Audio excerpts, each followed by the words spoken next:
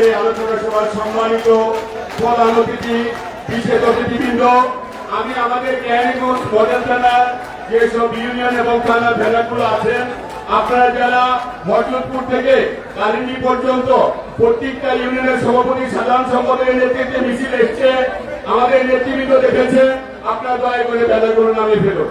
আপনারা দয়া করে, আপনাদেরকে ধন্যবাদ জানিয়েছেন, আপনারা দয়া করে বেড়াতে নামিয়ে ফেলুন।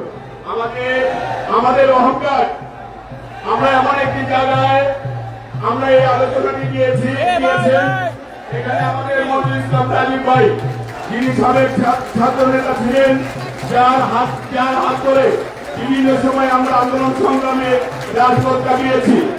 আমরা এখানে যিনি সভাপতিত্ব করছেন, পাশাপাশি আরেকজন সাবেক ছাত্র নেতা আছেন, অহংকারের ধরনে আমাদের ঢাকা জেলাকে সংগঠিত করার জন্য, ঢাকা জেলাকে কাজ করার জন্য ফজলুল আলম সমাজ আমাদের বিভিন্ন সাংগঠনিক সম্পাদককে সমন্বয় ভিত্তিতে ঢাকা জেলাকে যেভাবে সংগঠিত করছেন, শক্তিশালী করছেন, তার নাম না বললেই নয়।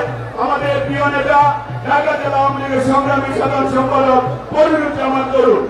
ওদের আমরা শুধু আমি আমার জেলার কথাই বলবো, আমি এখন এই মুহূর্তে ঢাকা জেলা কেরানীগঞ্জ মডেল থানা সহ আমাদের মডেল থানায় জানেন আমাদের বাংলাদেশ আওয়ামী লীগের প্রেসিডেন্ট সদস্য, কেরানীগঞ্জ সহ ঢাকা জেলার যে থানাগুলো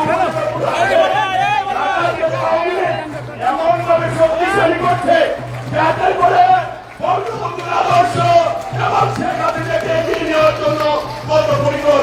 এই বলে আমি আমার বক্তব্য শেষ করছি। খোদা হাফেজ। জয় বাংলা, জয় বঙ্গবন্ধু।